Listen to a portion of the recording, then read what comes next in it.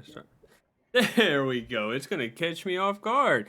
Welcome everybody to Talks for the People, episode 12. this, yeah, we're already We're already cracking up. This is don't know if this is good or bad. Episode 12. How y'all guys doing tonight?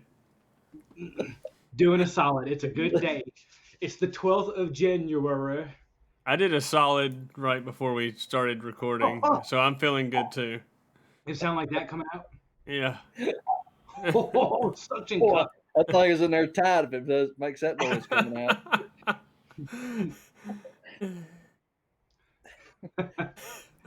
So what do we got going on tonight, guys? How you doing tonight? Man, I'm good. Just ready to roll. Fired up. Yeah, me too. Doing good. Want to jump into Burns My Biscuits? Yeah, let's go ahead and hear it. What you got going on? Okay, so I have the world's worst luck with gas tanks in a vehicle. It all started years ago when I had a Mustang, and I loved that car. It was my dream car, other than it was a V6 and not a V8, but it was a stick. And the only drawback was that when you go to get gas, you have to barely pour the gas in, or it will click off. And that burns my biscuits. Yeah. So fast forward to today, I'm driving a Chevrolet Impala, and it has the exact same problem. When you go to pour gas in there, it bottlenecks and it cuts off.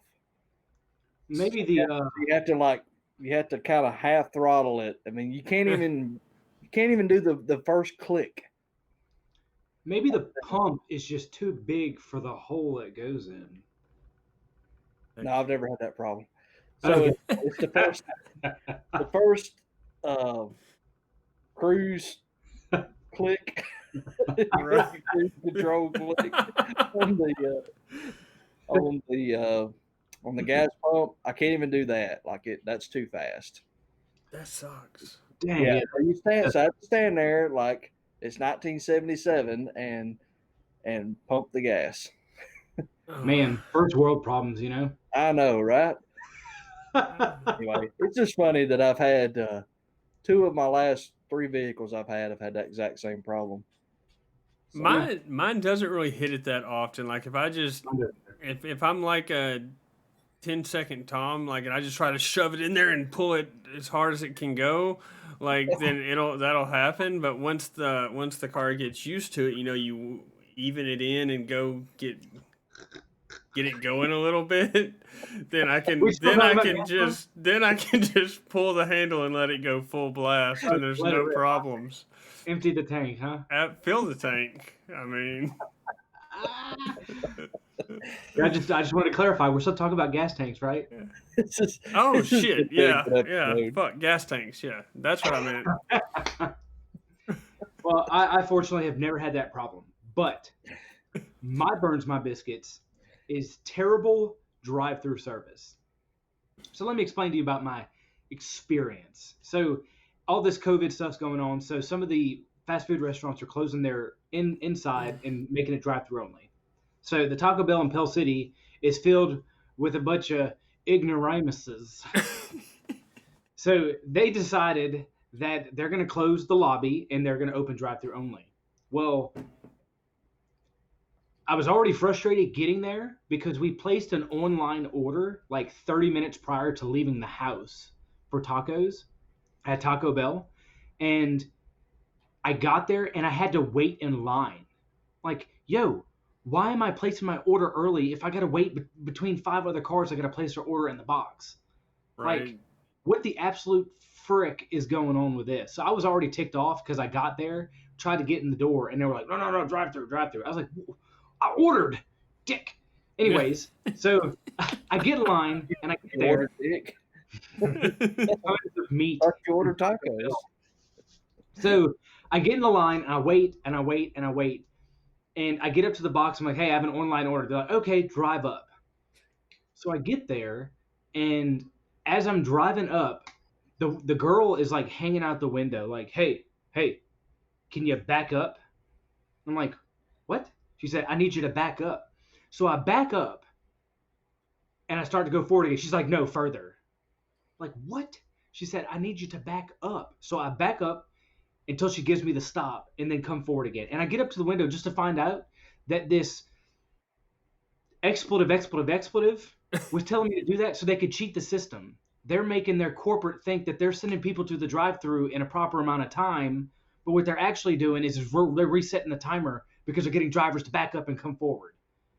Yeah. What? Like, yeah, I wanted to jump through the window, like, dude, where's my car? And then, like, I just wanted to strangle the fire out of that one.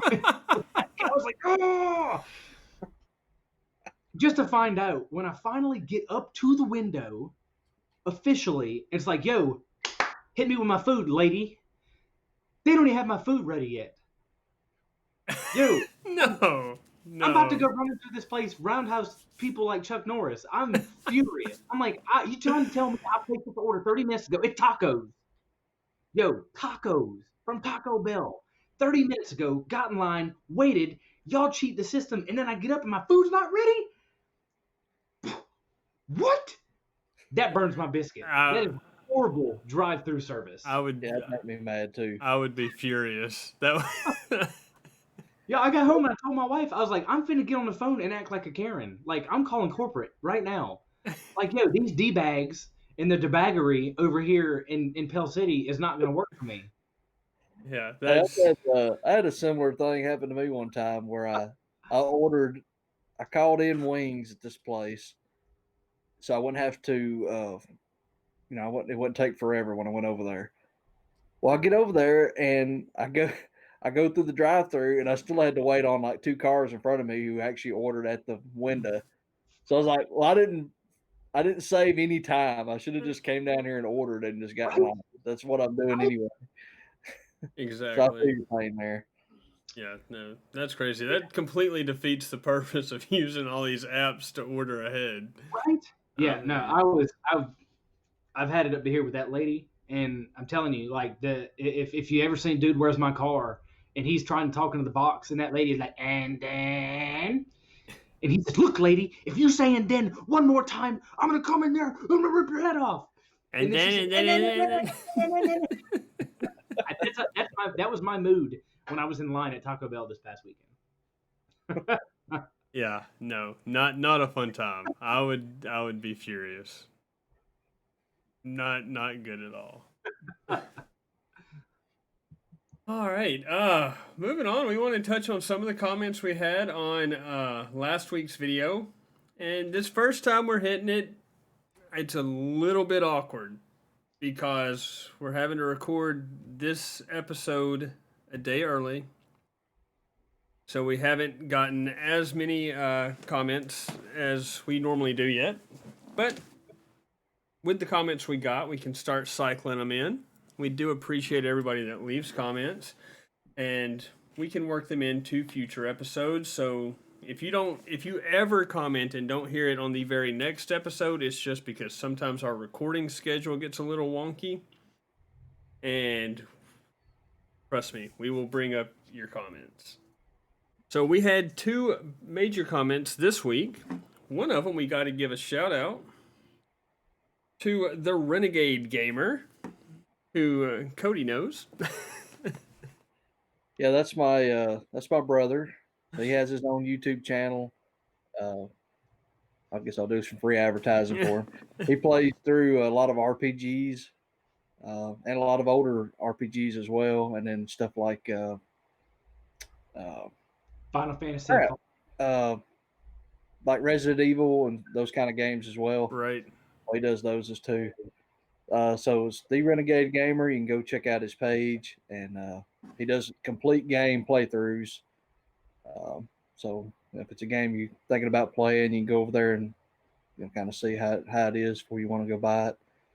So cool stuff. But anyway, yeah. So he left us some comments on a skit we did last week. What did we call it?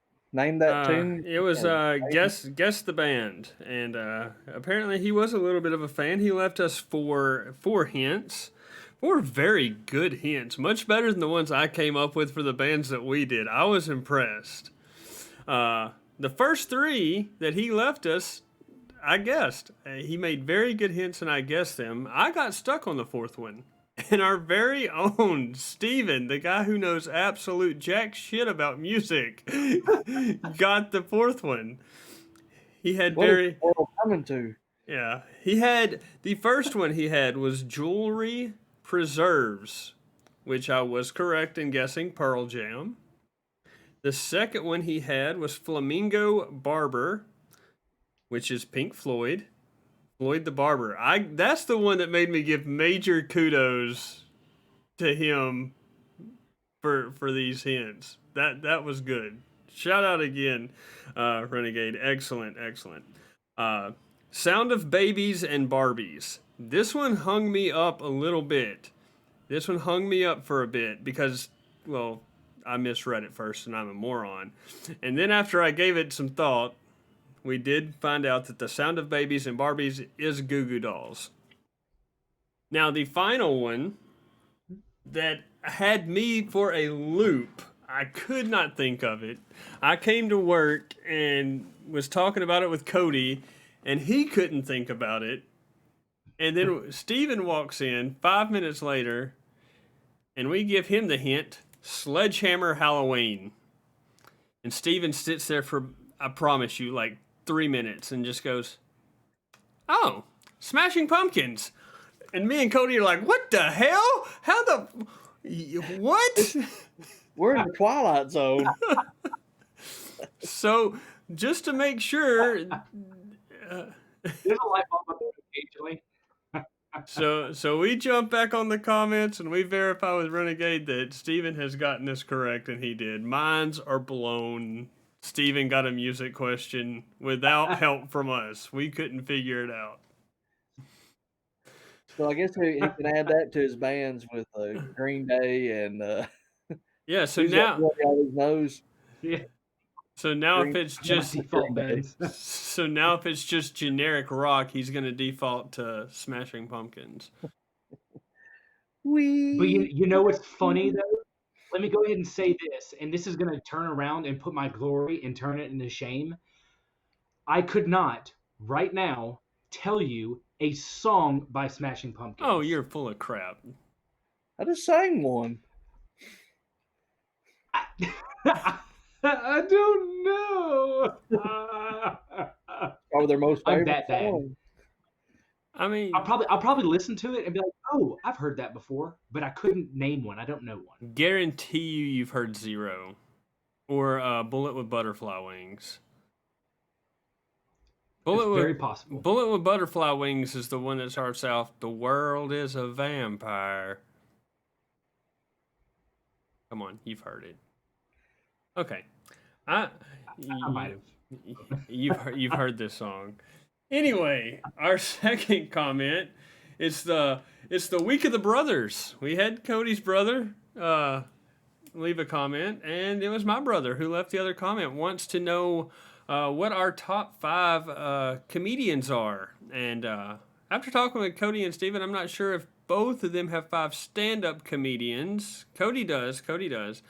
Steven does not necessarily have 5 stand-up comedians, so I've opened it up to him to actors who specialize in comedy movies.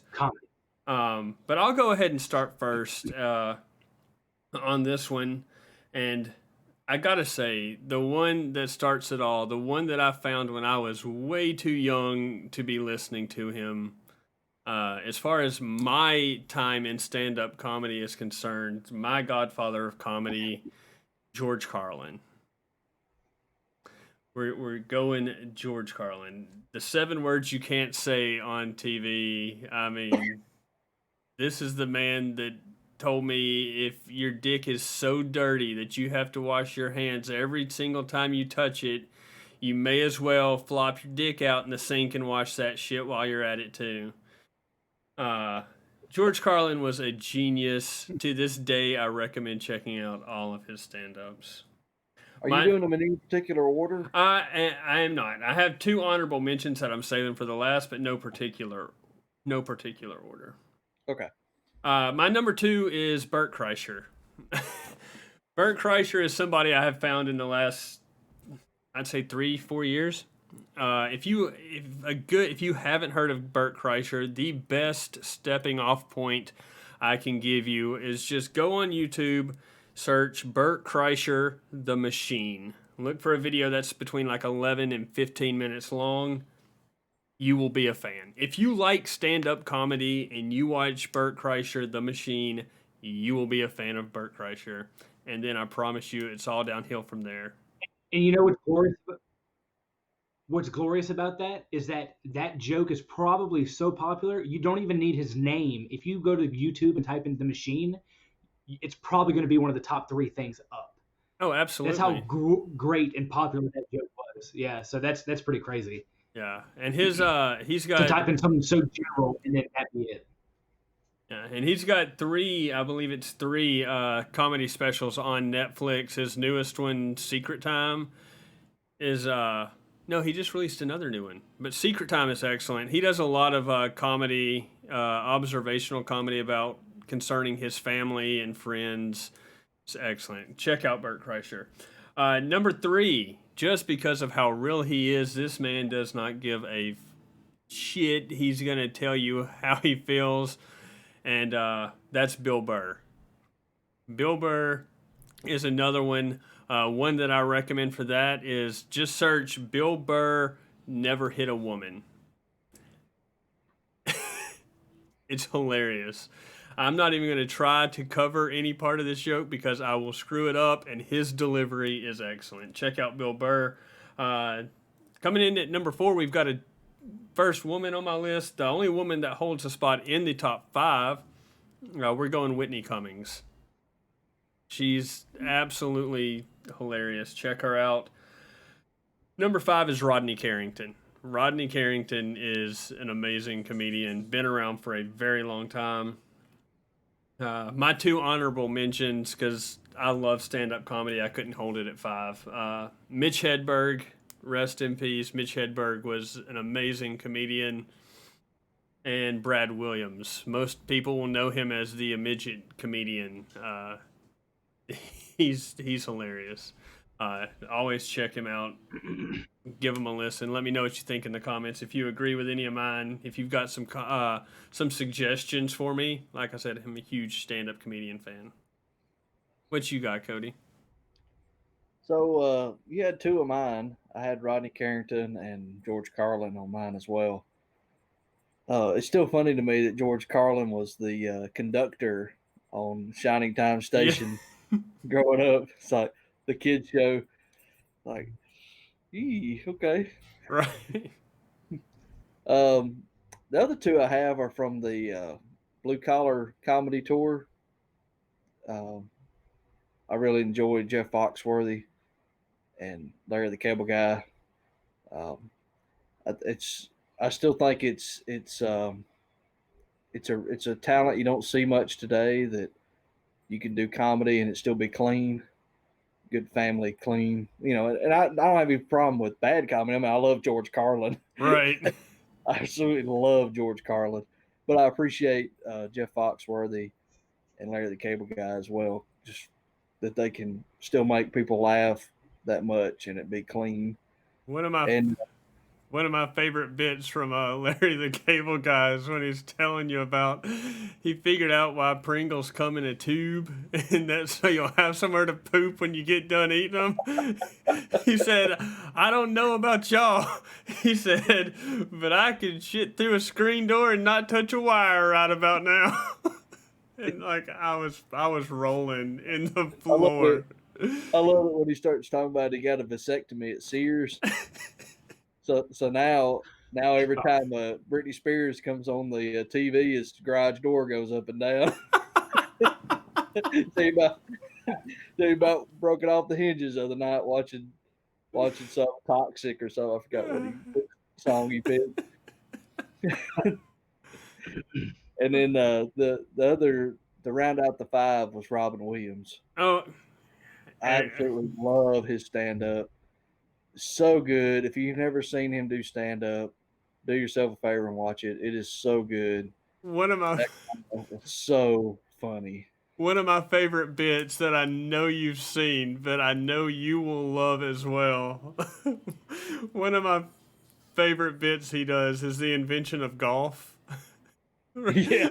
He's like, Oh yes. so we're gonna make Oh, piss on that.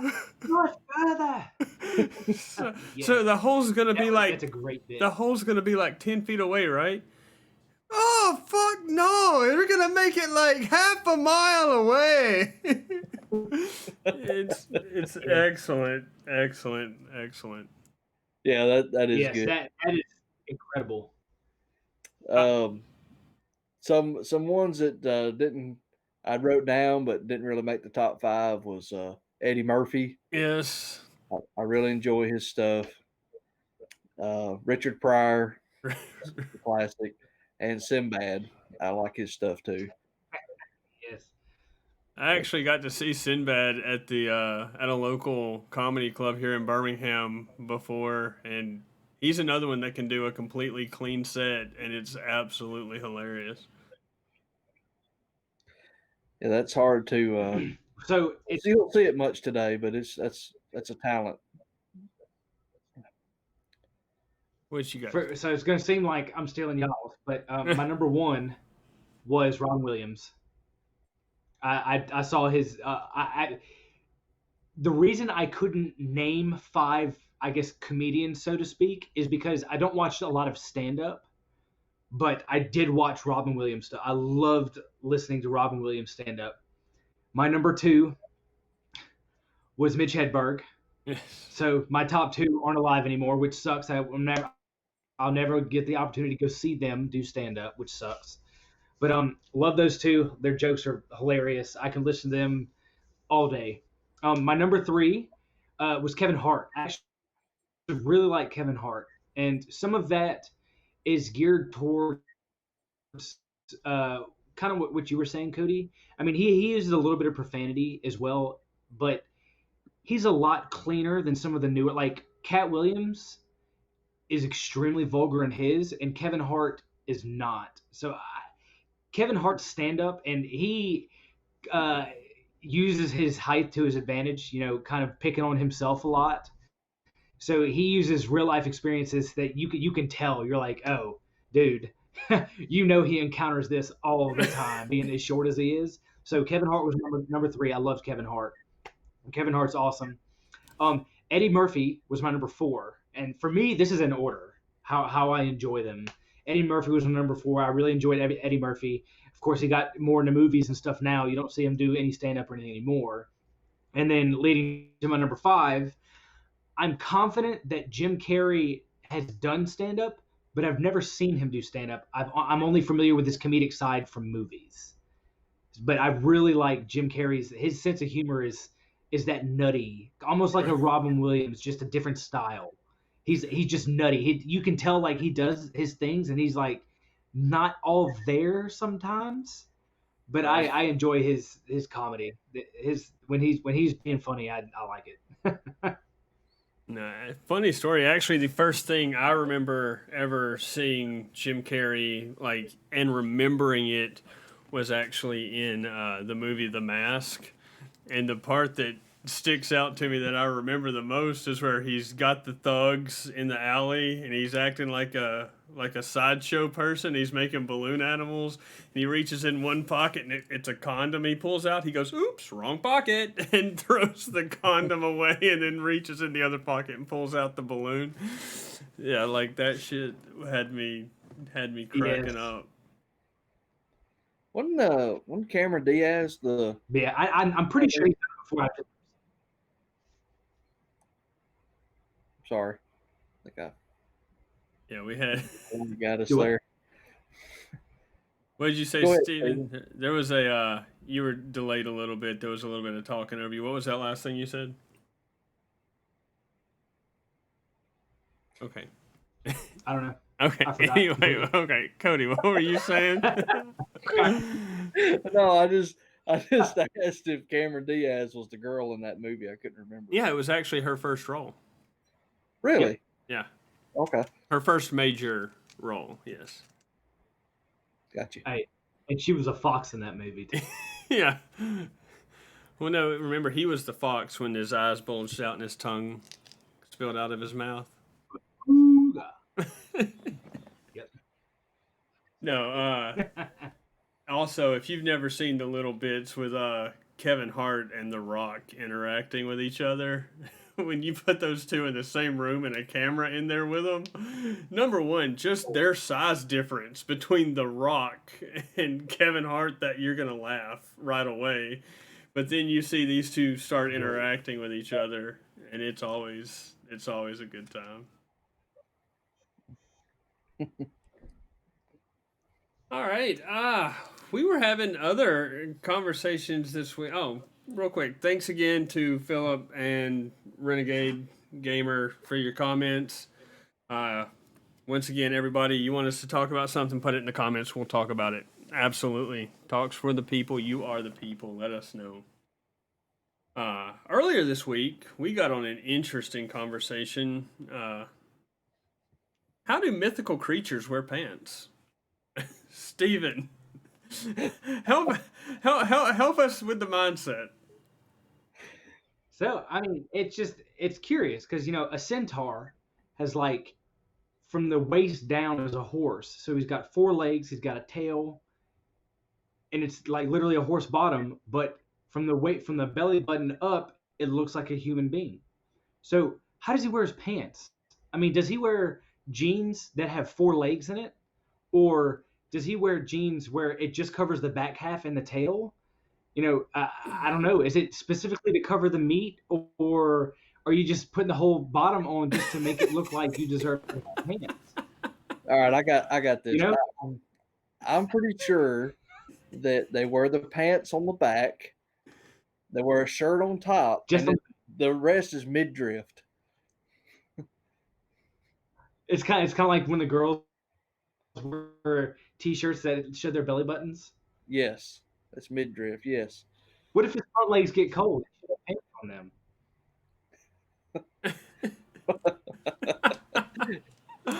I don't know. But anyway, you have to get a really long coat, like the viewers, a trench coat. yes. So if you're watching, tell us how you think a centaur would wear his pants. We need to know. It is important that we know. And the next thing is, where does a giraffe wear a necktie? I mean, does he wear it like right here and it's just like a little baby one? Or does he wear a necktie that goes right below his chin and then it's a super long tie that goes all the way down to his chest? Or does he wear it right above his legs where his neck ends? I mean, how does a giraffe wear a necktie? I'm going to say, if I'm picturing this in my head, a giraffe wears a tie at the bottom of his neck where the tie is resting on his chest, just like you do. Because think about it, when you're putting on a tie, you're not cinching it up and like tying it like right on your Adam's apple where it's choking you to death, and it's not right up here under your beard. It's the tie is loose and it's just resting on your whatever these bones are on your neck. I'm dumb. Collarbones? Yeah, your collarbones, we'll call it that. And it's resting on your collarbones and hanging on your chest. So I imagine, like, if a giraffe was to wear it, that's where it would wear it. Boy, see, that's the thing, though. If a giraffe wears it down there and he's talking with somebody, it takes away from his fancy because they have to look all the way down to see his necktie when his face is up there. So I think it would make more sense to have the necktie up there, and it should be as long as his neck is. So it's a really freaking long necktie. You could just go with the old Egyptian. You know what I'm talking about? The golden. It's all the rings.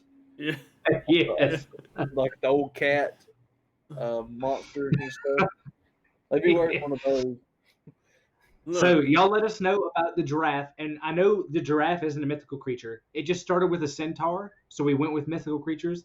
My last one is not a mythical creature either, but when an octopus wears cufflinks, does he have one for each tentacle? Like, does he have 8 cufflinks, or just the 2 tentacles that are hanging out in front of his face?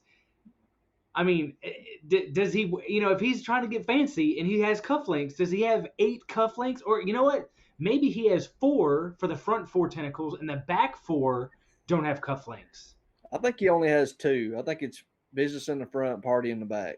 This one gets weird too, because you got to think, if he's wearing 4 cufflinks, you're assuming that he has 4 hands, and he's walking on the back 4 legs.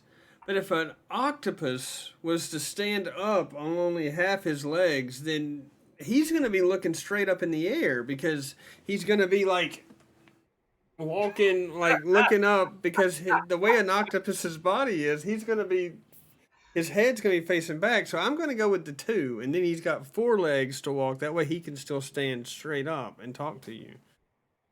Okay. Do you think they're left-handed or right-handed? I think they're ambidextrous. What about wristwatch? Think they wear a wristwatch? Oh. Tentacle watch. I mean, do spiders need more than one watch to see time because they have so many eyeballs? I don't know. How does a rhino wear a mask? What? Ooh. That's a clever one. That has me curious. I mean, does he like not cover the horn or anything and just have the Incredibles, or does he try and incorporate something that covers the horn and everything? It's a good question. The CDC says you got to cover that nose. Maybe they've got special masks that allow for their horniness to go through, and then just cover their horniness, huh? Yes. Cody, is that? But that's all the creatures I can think of right now. If y'all have a creature in mind, let us know, because these are things that, questions that should be circulating. We need to know answers. We absolutely need to know these answers. And let us know more mythical creatures that we didn't think about. We're all dumbasses. We forgot about more than we know. So let us know. And for those of y'all missing it, Cody's cat's back there giving us a preview of what Steven's going to give you at 500 subscribers. So.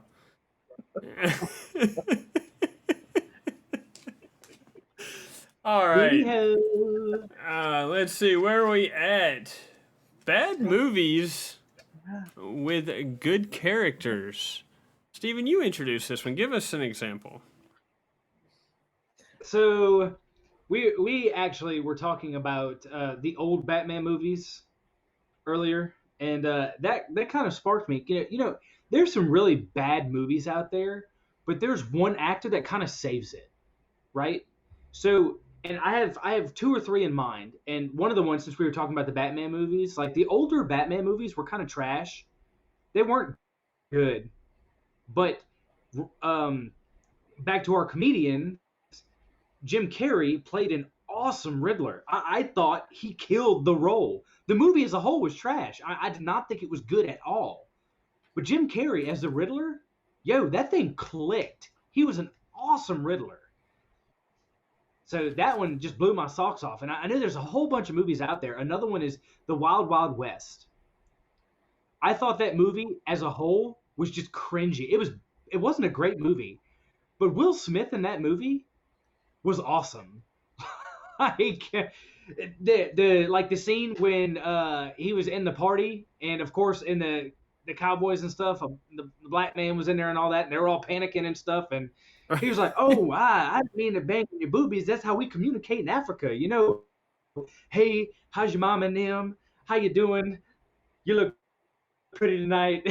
He just, some of the stuff he did in that movie was awesome, and he the role was funny, but the movie as a whole was just kind of, I enjoyed the movie, but the movie wasn't a good movie to me. No, but yeah, just so y'all could think of. I agree with you on the Jim Carrey thing, but I also want to clarify the first 2 Batman movies done by Tim Burton. Those stand up. Those were cool. Michael Keaton as Batman. Those were good. The Joel Schumacher movies, yeah, those were trash. I could go on a whole nother rant on why those were bad. I mean, they made Gotham City look like Las Vegas instead of like dingy and dirty and grimy, and that's what made me not like them. Plus, then they had to add nipples to the bat suit, and I'm like, why are we adding nipples to the bat suit? But yeah, the Riddler, Jim Carrey did a good job playing that role, and we are going to get to see somebody else play that role in the new Batman movie that is coming out next year. Paul, you didn't like Mr. Freeze being the governor? Yeah, Arnold Schwarzenegger. No, he did. It's time for you to freeze. that let's be honest. I enjoy Arnold Schwarzenegger movies, but he is not an actor, in my opinion. His dialogue struggles, yes, but he makes some really good movies. Yes. The Terminator movies were phenomenal. I loved the Terminator movies, but his dialogue is kept very, very short. Okay, round day. Can we talk about how great of a movie The Predator was? Look at the cast in that movie. But that's another one. That's another one. He doesn't have a lot of lines, but the movies, his movies are great. But you know what? I think he handle a lot of his movie making. So that being said, he probably is like, yo, I'm not a fantastic actor, but we gonna make this work. So here are your lines. I know it's like 2 books because here are my lines, and it's like 2 pages. So right, let's make a movie. So, but that would be, some of those movies are really good. The flip side of what we're talking about, some of those movies are really great, but the acting struggles at points. No, I feel you. Like when he first sees Predator, you ugly son of a bitch. Like, oh god, that the line was great, but it was like kind of cringy listening to him say it. Back to the chopper, hurry! That was a good one. To the chopper. And chopper. Back to the original question too. I was trying to think about this earlier when you brought this up, and I mean the Riddler is the main one that does come to mind. But once again, it's because Jim Carrey is such a phenomenal actor, and I think the other problem with me is I tend to like bad movies. I like movies that other people don't like, but the other one I came up with stays in the Batman universe, but it is more recent, and that would be Suicide Squad. Suicide Squad was not a good movie, but yeah, Margot Robbie's performance of Harley Quinn, she stands out. She steals that movie. Like she's a phenomenal actress. I mean, and look at the just 2 movies that we've personally talked about in recent weeks. I mean, look at her performance in The Wolf of Wall Street, and then she can turn around and play damn Harley Quinn. I mean, she's a phenomenal actress, and I think she did the character justice, in my opinion, and at the very least saved that movie and made it watchable. Right. I mean, yeah, because every scene in that movie with her lines, you're like, oh, you're entangled in the character. Right. But the movie as a whole was, God, it was bad. I mean, look, Will Smith couldn't even say that one. Saved that one. Yeah. So Margot, yeah, that is a fantastic example of this, because that movie was not good, but her performance in it was just like, well, she was a great character. You wanted to watch the movie because the character was so awesome. So that was a perfect one, Alan. Yeah. You got one, Cody? Anything you can think of? Well, I keep thinking about how terrible of a movie Batman versus Superman was. Well, I mean, that's because it was. Well, I know it was bad, but James McAvoy, I think it's his name, that plays Lex Luthor. He is a phenomenal actor, and I will watch anything that he's in. Yeah. Of course, I mean, if you don't know who that is right off the top of your head. It's he plays Professor X in some of the throwback, well, in all the newer X-Men movies, and he's also in some of the, what was it Glass was the newest movie of the trilogy. Uh, the first one was a long time ago. It had Bruce Willis and Unbreakable, yeah, God, it's a good movie. Glass, and then Split, and then Glass. Split, yeah, Split. Yeah, he's in Split and Glass. I haven't seen Glass yet. Have you seen it? I haven't seen Glass. I want to see it, but I've seen Me too. Split and Unbreakable, and they're both. I enjoy them a lot. But yeah, you're right. He's a fantastic actor. Apparently, yeah, good. Apparently he was uncredited, but he did play. He played Charles Xavier in Deadpool 2. He did, yeah. No, I saw him. I actually just watched that the other day. He was in there. So, yeah. Oh man, I pulled up I his don't. I mean, he IMDb didn't play page. the movie, but he was. But I just really enjoy, even in a crappy movie, he does a good job. Yeah. No, I mean that's perfect. I mean, it's really not even about saving the movie. As bad as a movie can be, that one actor, he killed his role in that movie. I didn't realize everything this man has been in. He's the main character from Wanted with Angelina Jolie. Yeah. You know what? I'm completely wrong. Somebody slapped me. He doesn't play Lex Luthor. The guy that plays What? Mark Zuckerberg in the movie about Facebook. Oh, he plays. I know who you're talking about. Okay, well, that's the same guy who does Zombieland. Yeah, Which I think he's a good actor too. Jesse Eisenberg. Yeah, he does a good job. Yeah. But James McAvoy does. He's a good actor too, though. Yes. I saw him in something recent though that wasn't X-Men or Split. What was a newer movie he's been in? When did it? This 2020 or earlier? It's been last year or 2 years ago. He was in X-Men Dark Phoenix, but he was Xavier. He was in It Chapter 2. That's it. Yes. Yep. He played Bill. Yep. In It Chapter 2. Yeah, they had a lot of good actors in it too. Yeah. They really put a cast together for that. Man, who was that? Crap. What? Who's the guy from The Office? I'm losing my mind already. Steve Carell. The guy who plays Dwight or Jim Halpert? Bill Hader. Bill Hader. Oh, yeah. Apparently, I haven't had a chance to see It Chapter 2 yet. I've got access to it. I just haven't made the time to watch it yet.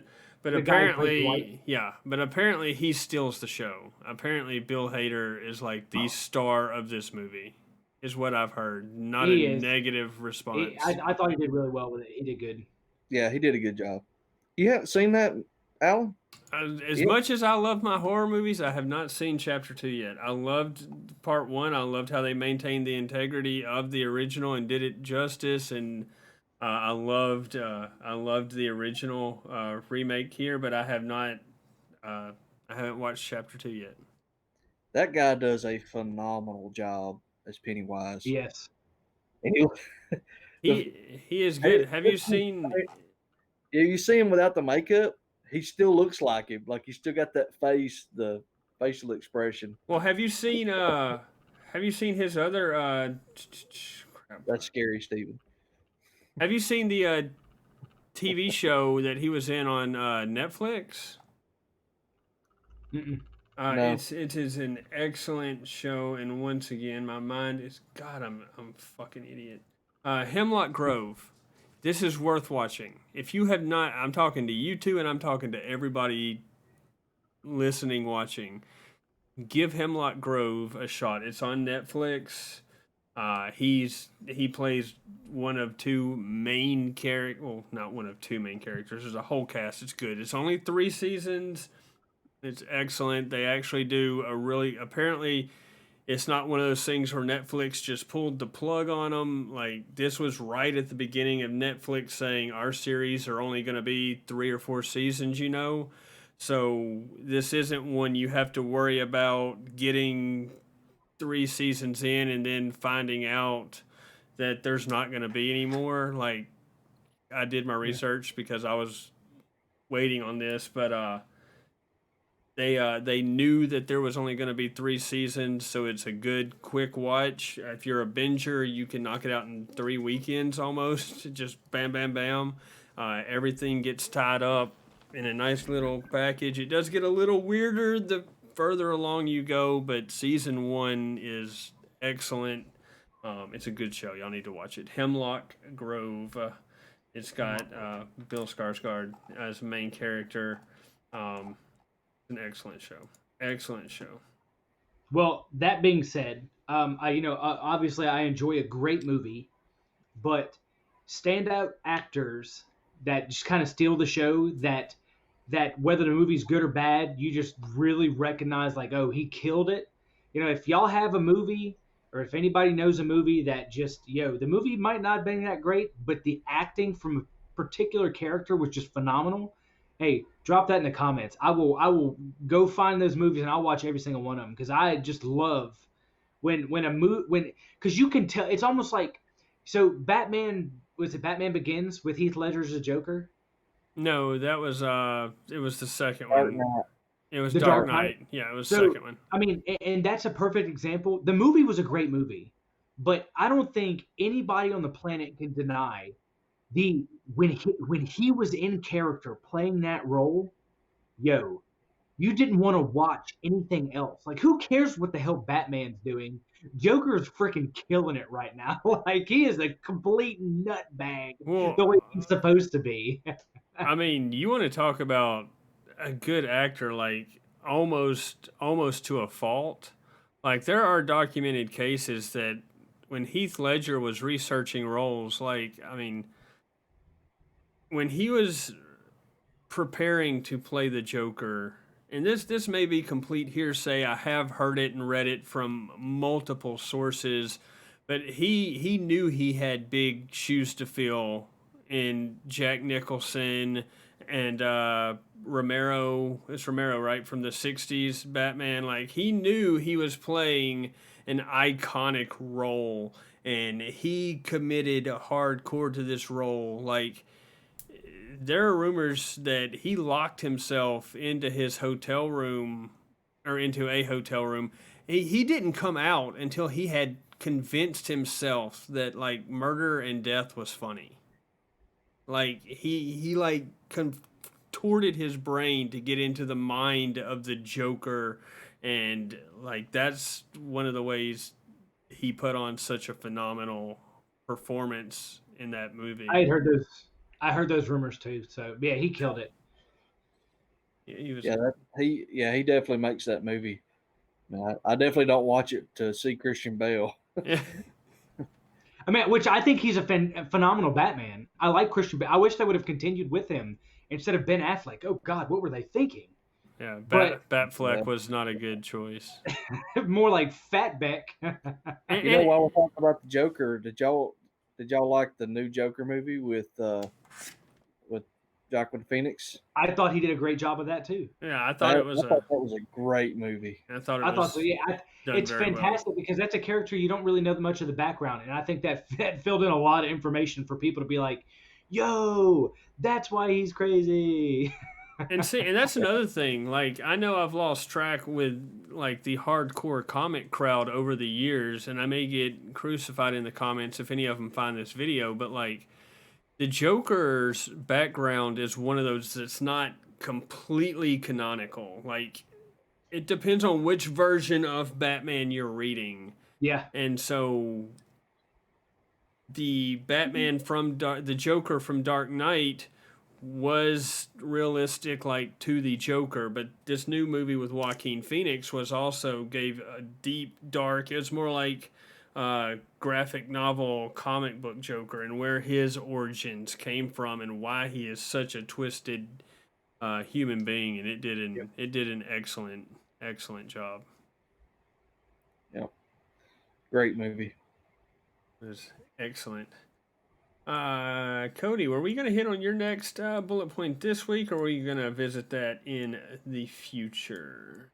No, we can do it now. It's good. All right. Go ahead and give us the intro. Let us know what's going on. So the three of us, we all kind of like different music, and we all have our own music that we kind of stick to for the most part.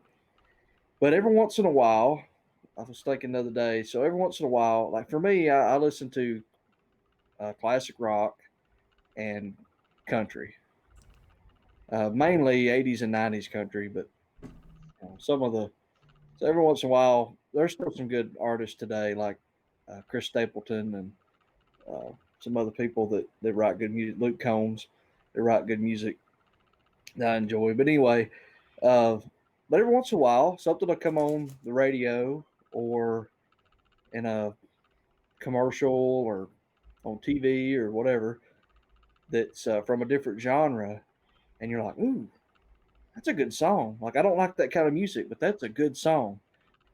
And you go download it on your phone where you have it or whatever. So it kind of gets you out of your box for that short time. And so I had some examples. So like when CeeLo Green put out his "FU" song, Yeah, like that was a great song. I that remember was a singing. I good still song. sing that all the time, especially when somebody makes me mad. Right. No, And that's then like Halsey put out a song a few years ago, "Without Me." That was Yes, just that I like. that was a solid one. Yeah, I just thought it was a good song. It was good. And then that Havana by Camila Cabello. I may butcher that name. That's a I catchy really like that song. song too. And I've never heard the last two songs you just talked about. I promise, never in my life have I heard either one. yeah, I know you've heard Havana. Uh, I'll play it for you at work or something. I Oh, And can then you bring your guitar? y'all remember when Jay Sean come out with "Down"? It had Lil Wayne in it. Baby, don't worry, you Yeah, are my only. that was my jam that year. I love that song. Of If course, the I'm a big sky Lil Wayne is fan. falling down. I don't Love listen to a lot of okay, rap. I've heard I that one. listen I love that song. And then so a guilty pleasure here. I like Megan Trainor music. Yeah. Maybe it's because I'm all about that It's bass. pretty clear. I ain't no size 2, but I can Yeah. shake it like I'm supposed to do. I'm gonna quit singing. People are gonna quit subscribing to this channel if I don't quit singing. Uh, we're gonna. So a lot of the songs she puts out, I enjoy. Uh, I don't know why. Her music's catchy I to me. really think that's the only song I've heard though. Is all about that bass. I think everybody heard that. They played that on the radio for 8 months. Which let me tell you though, like when I told y'all last week that I don't listen to the radio, it was 100% not a lie. So if I have heard the song, it has infiltrated somewhere, my brain somewhere else. Whether it be Yeah. like a late night show, like maybe she was performing on Conan or with Fallon or something, or I heard about it that way or something like that. Because I do not listen to the radio. That being said, I couldn't really think of many individual songs, but artists that fall more into the pop world that I do enjoy a handful of their songs. The first one's a cop out because, I mean, to this day, she's been smoking hot her entire career, and she has in recent years moved more into the pop world, but my guilty pleasure. I don't care how heavy my music gets. I don't care how death growly the lyrics get. I don't care how many people can't understand the music I listen to.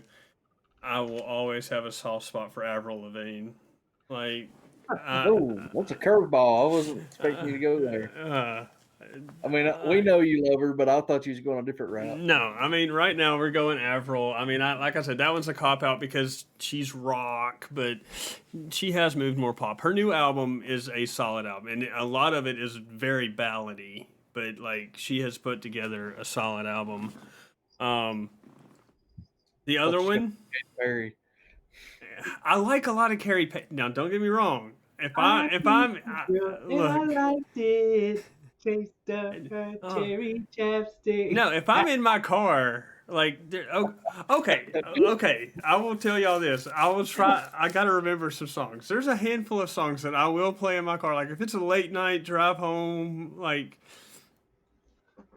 I will put on like it's "Roar" by Katy Perry. I will sing "Roar" at the top of my lungs. The other night on the drive home, I sent y'all a video of me singing "Jenny from the Block" by because y'all talked about it last week, and so me and my wife were on our way home from dinner, and I'm playing "Jenny from the Block" and just singing along to it. Oh, now all these are flooding back. Now I'm going to be a lot more embarrassed than I should have been. Uh, Crap, now my mind went blank again. We'll jump back in. Y'all can get me back off track. Another artist, genre I don't normally listen to, don't really like, Machine Gun Kelly. I've started liking a lot of his stuff. Some of it was more intriguing because, like, Wild Boy was a good song. That's just a fun song. I mean, that song, I mean, it'll get you moving. It's a good song. Hey! That's a good song. So, and then he had his beef with Eminem. So, Rap Devil came out, and of course, I mean, it's just got a good beat to it. And let's be honest, we can all say we hate it, but we all like a little bit of drama. So if you got two major people arguing through two songs that are both equally good, in my opinion, they're gonna be good. Both Eminem's Rap God and Machine Gun Kelly's Rap Devil are both solid songs, and just hearing them jab at each other, it's entertaining. So yeah. And then, like we discussed a couple weeks ago, Machine Gun Kelly put out a new pop punk album just recently, and it's a solid listen. It hasn't joined my staple of every week listens, but it's a solid album. You should check it out.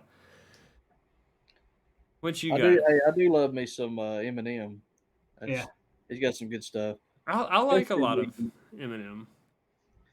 See what album was that? It had "Without Me" on it, and Superman. Yeah, his older stuff's really good. That was what that was 2000, 2001 when that album came out. That's my favorite album. It is. So speaking of the whole kind of two groups battling kind of thing, I have a love-hate relationship with boy bands. So NSYNC and Backstreet Boys, I had two sisters growing up, and my closest sister listened to that crap non-stop. So I almost want to hate anything that has to do with that because I listen to it so much. But at the same time, Backstreet Boys and NSYNC, they're really hard to hate because in their time, they were prime, dude. But that being said, One Direction sings a song called "Drag Me Down." And a boy band, yes, they sing a song called "Drag Me Down," and it flows and it's uplifting, and I freaking love it. I will put that thing on repeat one from here to Nashville, Tennessee, and I will listen to it without changing the songs the whole way up there. I don't know what it is. I don't typically listen to that kind of music, but One Direction's "Drag Me Down," love that song. Was that one of their first hits, or is that a recent one? How I don't know how long they've been a thing. I thought they broke up. The reason I asked is because I think it's them that whatever, like their first hit that came out, I liked it too. I think that was it. It's an older song. I think I've known about it for about 4 or 5 years at least. Yeah, so it could be one. I probably know it, but that one is one. And this probably holds a special place in my heart because of who it is, but I'm not a big country fan at all. Not a big country fan. I don't listen to a lot of country at all, but Miranda Lambert. Oh. Ready? Oh my. But she sings a song called "Kerosene." Oh, I love that song. And that song is awesome. Like, let's be honest. Like, the sassy that comes with it. I'm not a country fan at all, but I enjoy Miranda Lambert's "Kerosene." Really like that one. Okay. White Liar as well. I like that one too. I'll piggyback on Miranda Lambert, and I've got to throw in Fastest Girl in Town. Yes. And then hold on, I got one kind of more. adding to it just a hair, and some of it is Alan inspired. He's got me listening to a little bit heavier stuff, along with my wife. I would like to give her some props too because she listens to a lot of metal music. She likes to work out to it and stuff like that. I've never really been into that kind of music, but she introduced me to a song called Jekyll and Hyde by Five Finger Butt Punch. And if you're not a metal listener, their name isn't Five Finger Butt Punch. Yes, it is. That's what you need to search on Google. Five Finger Butt Punch. Anyways, so their real name is Five Finger Death Punch. I call them Five Finger Butt Punch because it's funny, but they sing a song called Jekyll and Hyde that I think is really good. It's not quite as heavy as Alan's stuff. It's more Korn kind of vibe to it, so it's not as heavy, but it's not something I typically listen to, but I really like the song. You're not gonna call out our other song that you like by Attila? What is it? Oh, yes. 666 party with the devil, bitch. Woo, what's the name of that song? Party with the devil. Okay. Yeah. Alan probably listens to that like 3 times a day. And it's actually very enjoyable. It was officially, you know how I don't know if either of y'all use Spotify, but they do like your top hits every year, like your top 10 song or top 5 songs you listen to every year. Yeah, Attila was Party with the Devil was my number 1 listened to song for 2020.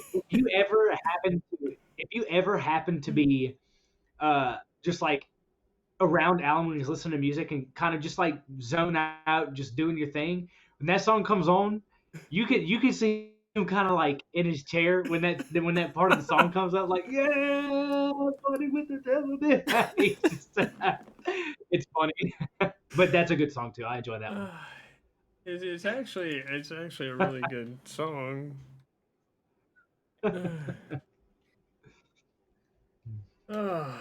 Let's see what we got. What we got next? Oh, by the way, another song I do like from the country world, "Something Bad," Miranda Lambert and Carrie Underwood. Their duet. But I think it's just because it's them two together, and I mean they're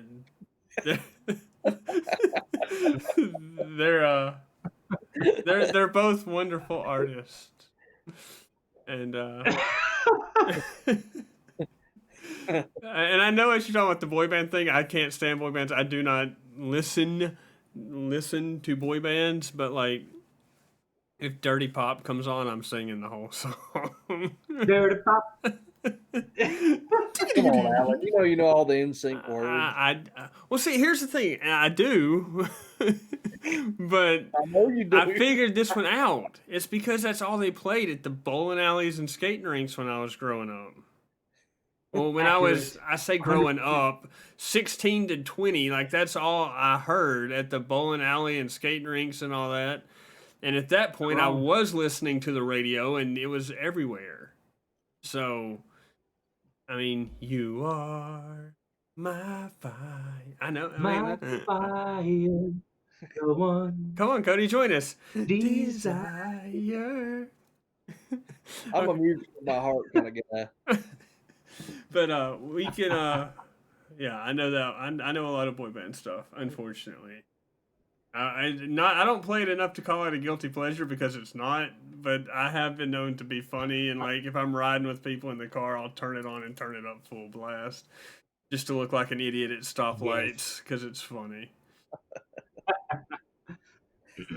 All right, so we got 2 more quick things before we round out tonight's episode with a topic that we don't bring up a lot on this show, but it's fitting tonight. But we got 2 more fun ones to go over first. A lot of people may think you're weird when you talk about this topic, But in my head, it's imagining what they would look like if they came to life. And that being said, who are y'all's hottest cartoon characters? So that's a tricky one because there's so many. There's a And lot. when you put into account like their attitude and everything along with it, like Lois Griffin. Let's be honest, Lois Griffin, her sassy, especially when she gets fired up at Peter. Oh, you're like, oh, that's a woman, right? Yeah. Like, right. And then of course you have classics like Betty Boop. Boop, boop, boop, boop. You know, she had that cute little vibe going for you. And I think if I'm correct, isn't her backstory? Isn't she a prostitute? I thought there was something about her backstory that she's a prostitute. A cartoon character that's a prostitute. I don't No idea. I can't recall that, but I could be completely wrong. If so, then I've ruined a lot of people by thinking about it. But my number one, and I'm pretty sure I'm stealing Alan's, is Jessica Rabbit. Yes. You know, in Who Framed Roger Rabbit, the tall, red, shiny dress with the red hair and the big lips lipstick and that slit that goes down from like the top of her butt cheek all the way down to her ankles from one side, leaving one leg out. And then the way she loved Roger Rabbit and just kind of like, you know, anytime she would touch him, his like back end would lift up off the ground and he'd just be like, oh my God, I love you. He'd start thumping that foot. Yes, Jessica Rabbit. God. I'm 90% sure Jessica Rabbit is where my infatuation with redheads came from. Like, because I remember watching that movie at a very young age, and I'm pretty sure that's where my infatuation with redheads came from. The other one I had on my list, and it's always very creepy waters you start treading when you bring these up. Because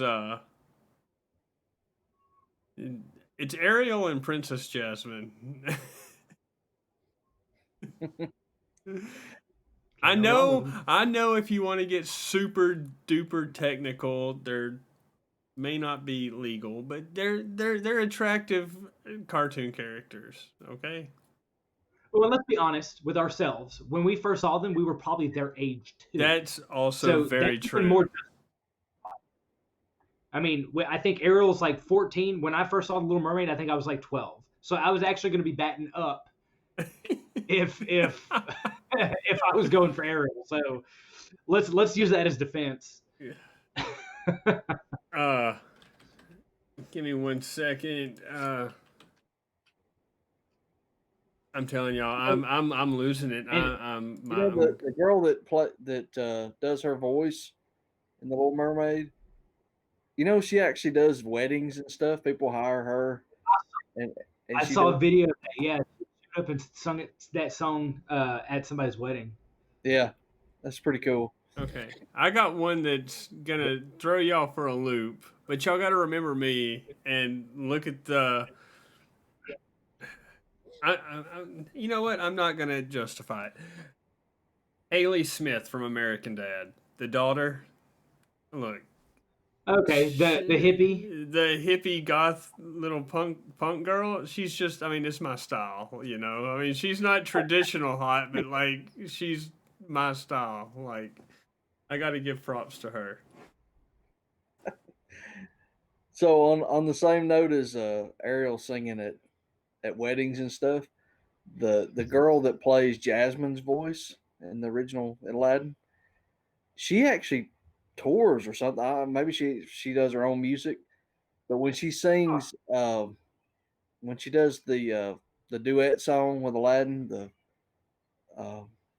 part of your part of your a whole new world. She actually gets a volunteer from the crowd to come up and sing Aladdin's part. That's cool. She gives them like a sheet with the lyrics. And there's actually one video you can find where this guy kills it. and she's like, when she gets done with the song, she's like, wow, that was so much fun. She's like, I got to be honest. Normally, I don't get anybody that's any good. You were fantastic. I was like, man, how cool was that? Like, for her to pick you and go up there and sing that song and stuff. I think Steven could nail that part. That's right. So some of mine were I had Ariel on there. I think this is going to sound weird, but she does this thing at some point in the movie where she bites her lip. Who are we talking about? Oh, Ariel. It's hot. Crazy when people or when girls do that, I guess. Moving on. Roxanne on the Goofy movie. Oh, Goofy movie. Yes. Oh, no. She's tough. No. So I had Lois on mine too, but I think it's more of a voice. Like her voice is just, I find attractive. Okay. Yeah. I see that. See, it's a complete package with Lois for me. She's got the red hair too. I mean, I think it's funny that Brian the dog is always trying to bone her. Yeah. And then the other one I had was, and this is completely on just her voice, is Mrs. Incredible. It's not her hit. Hot as hell. It's not just her voice. She's attractive. I don't know. Yeah. Her voice is sexy. But if I didn't know if I was going to get into games or if it was just going to be. Oh no! If we got into games, I mean, we'd be here all night. Yeah, I had a couple of Final Fantasy girls that are pretty attractive. I got one more cartoon, and y'all hear me out on this. Leela from Futurama. Yeah, I like her. Yeah, I can get over the one eye thing. We're good. I mean, you know, she's always focused on you. Exactly. She's a pretty killer boss too. So I had this conversation with a buddy before. I won't give his full name, but D Wells. This conversation, his one chosen was Nala from The Lion King. I was like, bro. That's straight up bestiality. I was like, bro, you know we're treading thin waters in the whole bestiality thing, right? He's like, nah, dude, she's so sassy. Like when they're wrestling, and she's like, pinned you again. He's like, that's so hot. She was like a little cub.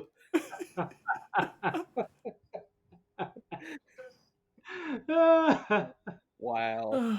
Okay, well, talking about getting pinned, we were earlier we were discussing what sex has always been referred to as, like, you know, I got to third base, you know, or I went all the way. What exactly are the bases in sex? Yeah. I mean, we all know. Okay, so let's say we all know the basics. First base would be a kiss. Second base would be hand on chest. A little groping here and there. Yeah. Third base is going down to Fingertown, and a home run is going all the way. Insertion. So we know all this. That part's a given. So there's other parts of baseball. So, like, what is a sacrifice fly? What is a ground rule double? I mean, and you also have to break down, you know, what the pitchers are like, right? So pitchers have a curveball and a slider, and you know, and in my opinion, if I had to break down, you know, a curveball would probably be a girl who's giving you mixed signals. Like, she flirts with you here, and then she's rude to you here. She kind of goes back and forth, and you don't know how to read her. That would, to me, would be a curveball. And then you have your fastball, like, hey, this one night stand's finna happen, you know? She's throwing that fastball. We finna go straight out the park with this baby. And then you got your change up where she comes at you real fast, and then towards the end of the night, she kind of slows it down, and then you walk into the door and you get that kiss, and you're like, "Yo, she hit me hard with that change up. Like I thought we were going with this, and all of a sudden it will skirt at the front door, you know." And then you have your slider where she's like, "Hey, I want you to meet my friend," and I think we could all have fun, you know, if we go bowling or something. You're like, oh, hey. So it's like you have all these. I don't know what a knuckleball would be, but you know, if you break.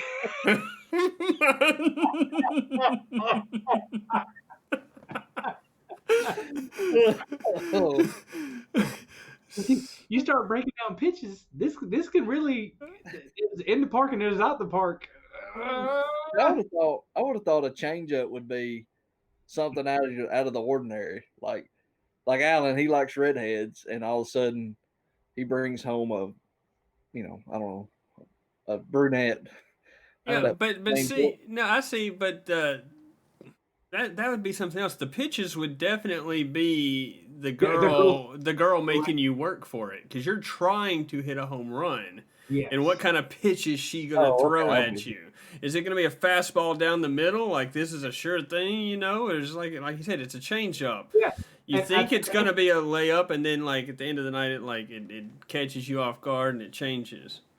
And I think what you're talking about, where you don't quite hit the expectations that you normally would be like an inside the park home run.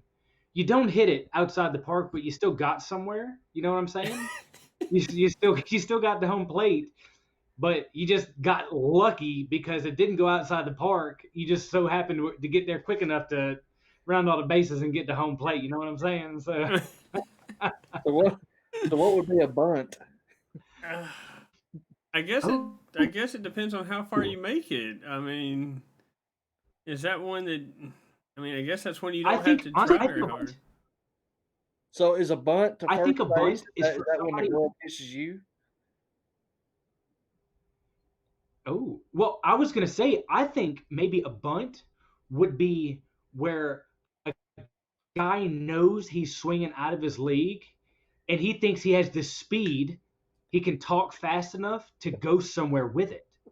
So he takes his bunt knowing that she is out of his league, hoping that he can at least make it to second base with how fast he is. So I think that's for people who really aren't that attractive, but think they can get somewhere with somebody by talking to them. So is stealing second when you cop a feel and run away? Oh. Or you brush up against them. I'm sorry. Well, it's not necessarily that you would run away. It's the innocent. I think stealing second would be more like at the movies, you know, the fake yawn, but instead of just putting it around the shoulder, you go ahead and finish reaching around and grab That's a stolen base right there.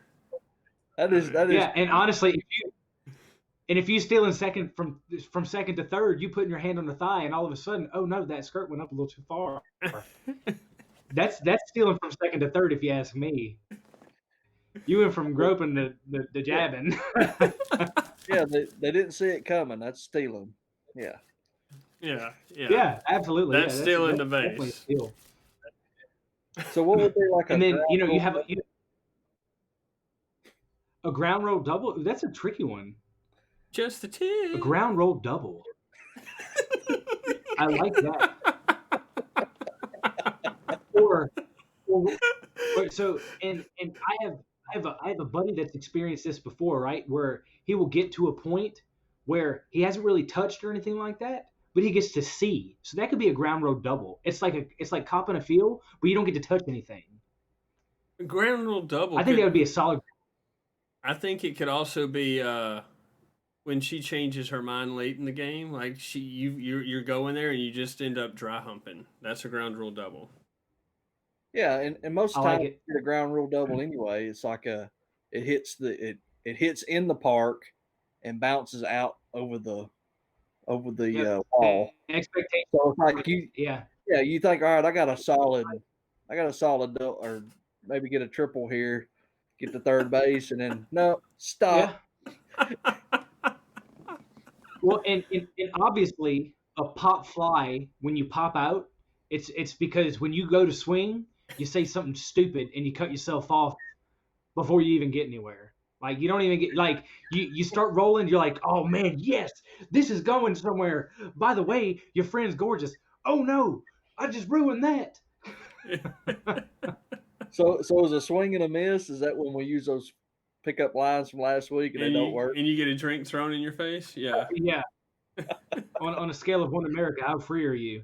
Okay, well I took my swing, whatever. Been fun.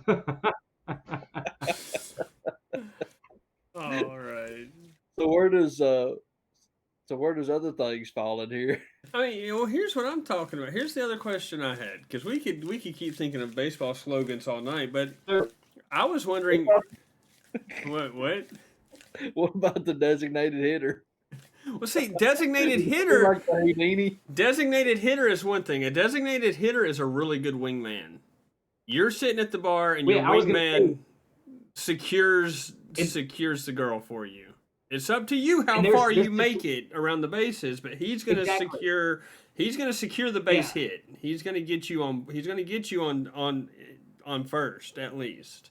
And that could easily be the buddy that he could have intentions for you or for himself, but it always turns in your direction. So, for example, you could have a guy that goes up to a girl. He starts spitting smooth. He sees it's not going in a positive direction for him, but then he starts trying to play. Hey, look, I got my buddy over here. He's a good dude.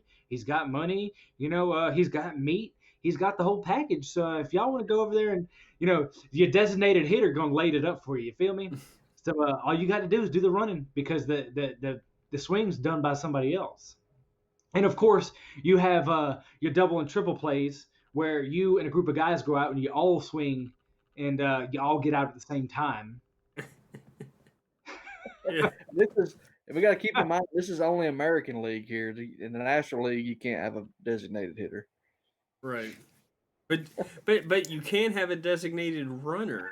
Which begs the question: what is a pinch runner? So what is that? You did all the work to get on base, and Absolutely. then what? You just gonna? Is that when you wingman for somebody else? Like when you are the wingman? Is that pinch running? No, you know what?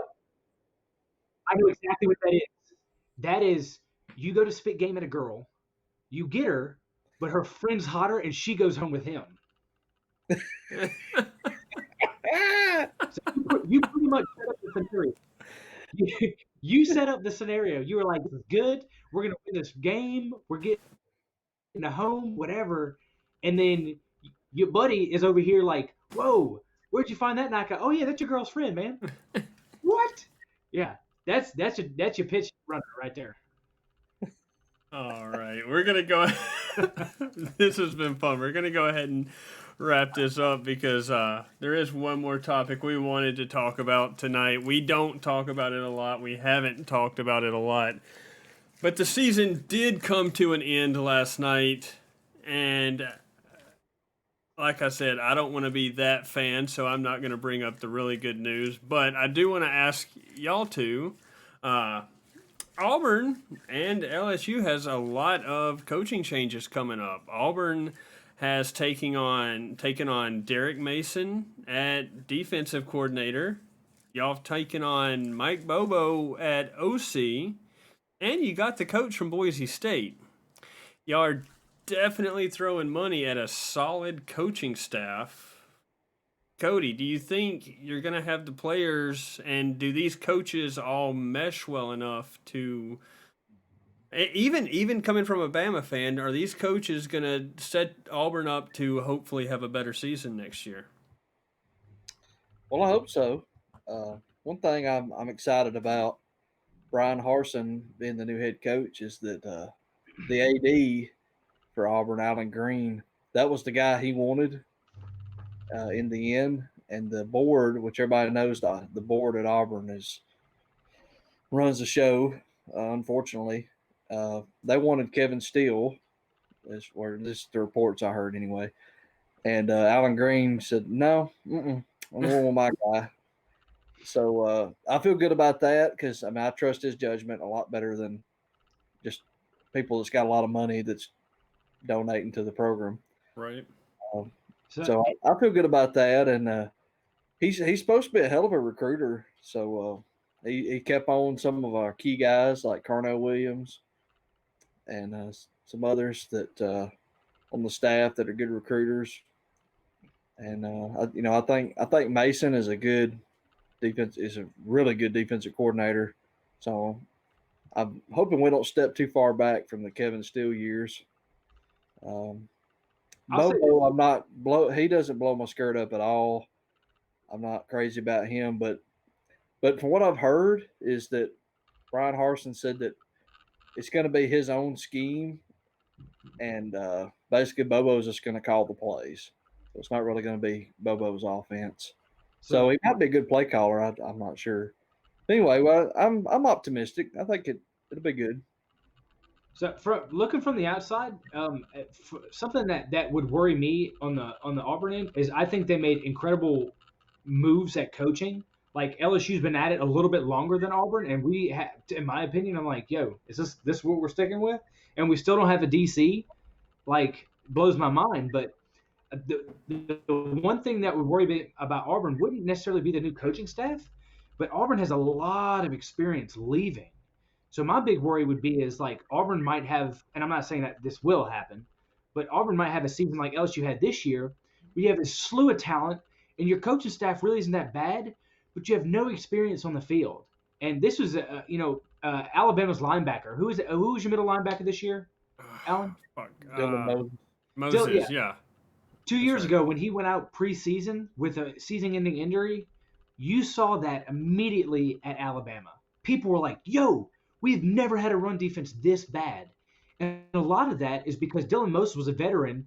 And, those guys as veterans have no problem being like, yo, Joe Blow, you're out of fucking place. You better get position or you're going to get burned. Those veterans on the field are just as important as the coaching staff to say, look, you need to take 2 more steps over or that guy's going to burn you deep every time. You need to take 2 steps back. You need to move over, fill that gap. Right. Those veterans are important. And Auburn's losing a ton of veterans like, I'm going to the draft or I'm transferring, which surprised me a lot with the coaching changes. So, in my opinion, I think Auburn did a fantastic, which blows my mind because like the board at Auburn is, Jesus, they are terrible at trying to push decisions on everybody. But for the first time in a long time since like Tuberville, I think Auburn has done a fantastic job. Like, look, we're filling the staff, and we're filling the staff with what we need to be successful. It would just worry me to see, without the veterans on the field, as good as the coaching staff I think is going to be, how well will the young, inexperienced players play without someone on the field saying, hey, move or you're going to get burned. So that, from my outside perspective, looking at Auburn, I think they did great with the coaches. I just hope that they can be competitive because of all the inexperience they're going to have coming into next season. Because I think that was LSU's biggest problem this season is that we had tons of talent, and you saw it towards the end of the season. I mean, upsetting Florida, beating an Ole Miss team that's averaging 45 points a game. I mean, if you would have thought at the beginning of the season LSU would have beat Florida and Ole Miss, y'all probably would have laughed at me. But they really pulled it together when they started getting that experience together and starting to play as a team and started working together. So, I mean, ultimately, I'm on LSU's end. I am struggling because the 2 guys that we hired on the offensive side of the ball right now,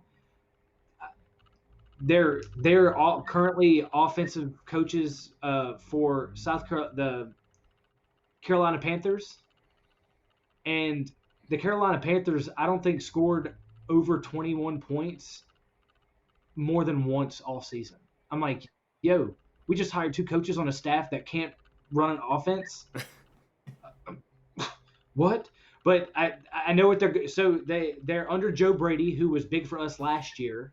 So they're saying that his scheme, they know how to run it and they'll bring it in, and their younger guys, they'll be able to work with the newer updated type scheme. So we'll see how it goes. I'm fishy about it.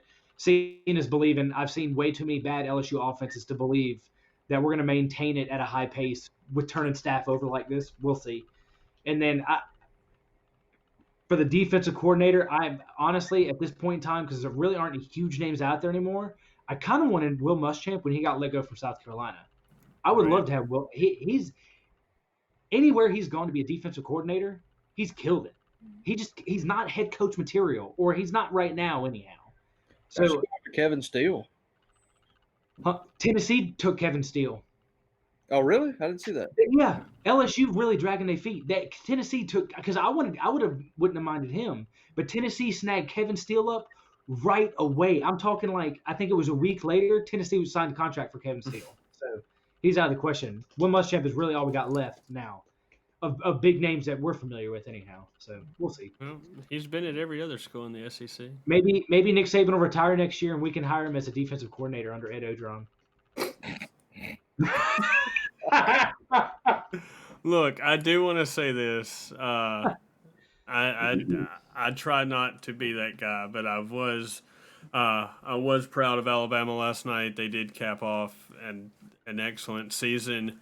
The one cool thing for the young adults that play on that team, the one fact that you have to realize now is that every single player that Saban has recruited now has a ring. It's impressive. It's impressive. As much as I hate him, it's impressive. He does well. He knows he has the recipe. So I mean, now don't hold back, Alan. I mean, hell, it's Alabama had a great season, man. They deserved it for sure. I know we like to give Alabama hell about their claimed national championships from the 40s, 50s, and 60s and stuff, but there's no doubt that they have definitely, earned the maintained excellence since Saban's been there, right? And just the way that program has stayed on top, it's on. We'll never see it again in our lifetime. We won't. I don't think so. I think when he retires, I mean, I don't think we'll dive bomb back to the Shula days, but you're not going to see anything as impressive as this for a very long time. I don't think so. I am curious to see. Talent. I'm very curious to see who Alabama hires at OC with Sarkisian going over to Texas. Gus is available. No, thank you. Please hire him. No, thank you. Fastest way to go back to the Shula days. So I had a question for you guys. I didn't want to bring it up at work because I wanted this to be organic. Uh-oh. So going into this year, I think it was pretty much probably 90 to 95% of college football fans would have said that LSU's team last year was the best team in college football ever. Best season ever. Yeah, they were debating it last year. They were talking about ever. Well, I mean, just the way the numbers they put up, the way they beat people. I mean, it was definitely impressive. And I'll be I've been honest with y'all at work, and like, I would not be a qualified person to say ever, but I mean, it was impressive. But ever is a huge statement. And I'm not saying as in like I think Alabama may hold that position. I don't know. I'm just saying in ever is a big statement. So I think and I'll probably get you're a homer being an LSU fan and all. But the one thing that sticks out in my mind that there's not really another school out there that can hold the record is the number of top 15 teams LSU had to play and beat last season to get where they were. I mean, Texas was a phenomenal program, had 2 losses. Alabama, Auburn had a much better season last year than they had this year. I mean, they even upset Alabama at the end of the season, right? So Florida, their one loss or they had 2 losses, LSU and Georgia. We had to play Georgia in the SEC championship game, which had 1 loss. and then we had to play an Oklahoma team that had one loss. So I mean, the number of I think we had like 8 or 9 top 15 teams, and at the end of the season, after it was all said and done, there was still like 6 or 7 teams in the top 10 that LSU had to play and beat to get to that point. So that to me would be the only thing in my book to say I think they would have earned the title over other teams, because statistically speaking, Alabama did their thing this year. I mean, if you're going to go straight balls to the wall and say, look, their offense, this offense, if you find a difference that's not ungodly, let me know. I mean, they were both, nothing short of a miracle the way they just demolished defenses. Right. I mean, so the comparison, if they were to play, it would not surprise me if the score was like 110 to 110, because those offenses weren't stopping for nothing. So, but like I said, given the question, you could say I'm a homer, but I think the only thing in my book that would separate is that stat of the number of ranked teams that they played throughout the season and then finished the season off with. And of course, Alabama, unfortunately, this year could have had that opportunity, assuming it was a normal season. They had a kickoff game that they always schedule, and typically it's a ranked team in the top 25. They always have other teams that they play throughout the season, and then the bowl games when they get played and whatnot. So the opportunity could have expanded a lot more. Who knows? I mean, Ole Miss, if they didn't have to play an all SEC schedule, probably could have been, 9-3 going into the Alabama game, and Alabama could have had another ranked team on their schedule to say, look, we beat number 16 Ole Miss. It's unfortunate that we didn't get to see them at their full potential. They played phenomenal, and you got to see them great, but to see the full schedule kind of play out and watch them, because let's be honest, if they had a cupcake, an actual like Louisiana Monroe or something like that, they would have been in a record book for like, did they just put 83 points up on a team? Anybody else see that? So it's definitely a hard comparison considering the scenarios, but if I had to give my vote, it would be for LSU because of that ranked schedule that a lot of people were like, I've never seen a team week in and week out kick out ranked teams, and Right. most of them just got waylaid all the way through. I mean, the only team that we played that had a chance to beat us, had the ball with the ability to take the lead, was Auburn. But they didn't have an offense to complete it last year. I mean, defensively, they're the only team to hold us in check. But, it's like Alabama. We kept getting up 2 touchdowns, and they would catch up with 1, and then up 2, and then they would catch up with 1. And the same thing with Texas. And just like Alabama was this season, nobody had the opportunity to take that game and win it with the ball in possession the final minutes of the game. Alabama was too far out of reach. But both phenomenal schools. Yeah, I was just gonna say, I think you made a pretty good argument there. Yeah. Well, you got Alan. I mean, I wasn't arguing that Alabama had that title. That's what I said. I'm talking. I mean, how long have they been playing college football? That was my thing. I'm not trying to discredit LSU from last season. I think they did a phenomenal job, and they deserve every bit of all the credit they got. I wasn't talking about this year's Alabama team. You said the best team ever. I mean, that's hundreds of years of football. I mean, let's just take it as, last year they were. Now you want to talk modern bowl era, including BCS? I'd be inclined to agree. Yes.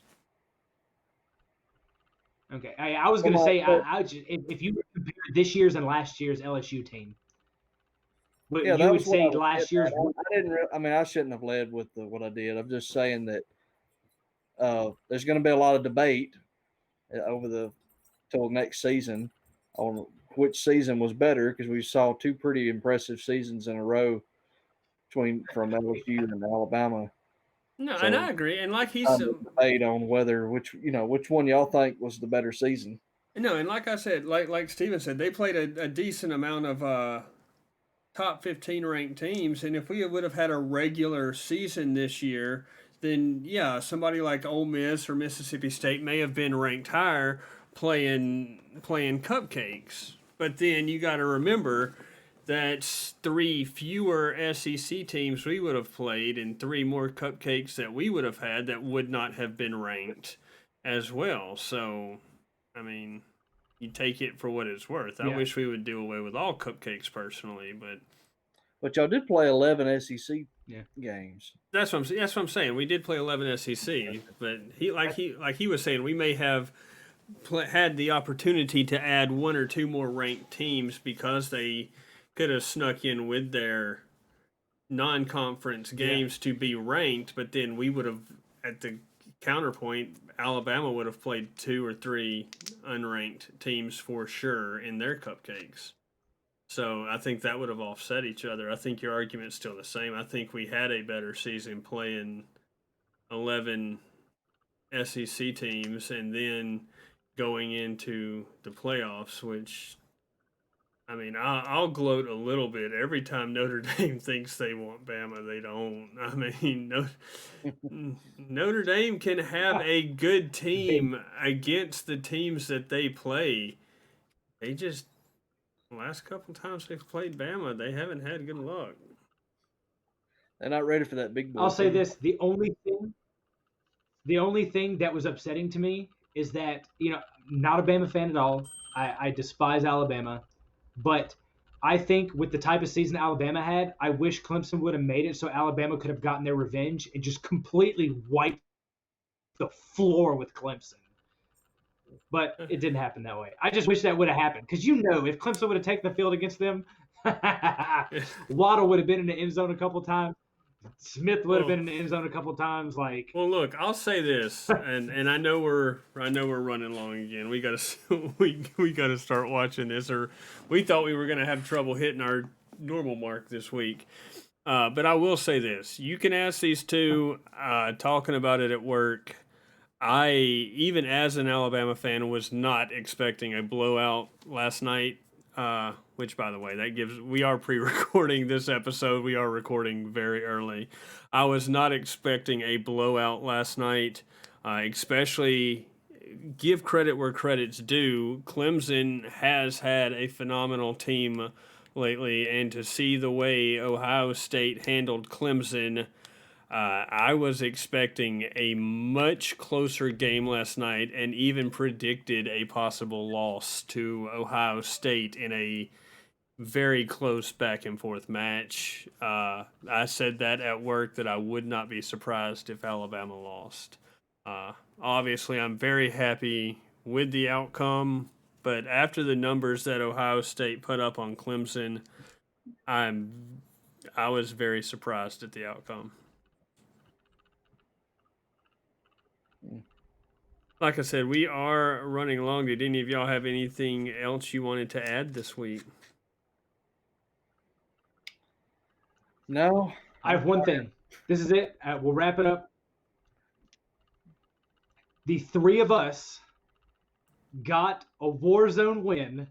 Yes. And I wanted to brag about it because we were so pumped when we got it. We were, yes! Warzone, GODD26 at Twitter, and then at Twitch, and then RTR Allen at Twitch. We got our first Warzone win. That wasn't the money grab game. It was a legit Warzone game. So it was boss. It was so much fun. I wanted to brag about it. I loved it. The 3 of us killed it. And look, he thinks he didn't play a big part in it, but I distinctly remember that game, and we had several key call-outs by our newest member here, Mr. Breeze Guitar. We'll give him the Scott Hall NWO. I mean, right there, he came in clutch with a couple call-outs that let us know where people were. We were rocking it. We had a good night that night. Other than that, just want to thank everybody. Make sure you comment, subscribe, like our stuff, share our stuff. Don't be afraid to be interactive. Like I said, we'll talk for days. Just whatever you want to talk about, we'll use your material instead of our own. So be interactive. We appreciate the comments. We love the support. It's fantastic. Yeah, thanks everybody for the support. It's a lot of fun, and just keep commenting. We'll give you shout outs and talk about your topics and stuff. We had the good one this week with the comedians. Yes. So that was a lot of fun. But everybody have a good week. Stay warm. It's supposed to be cold around here where we live. So take it easy. Everybody, peace out. Peace out.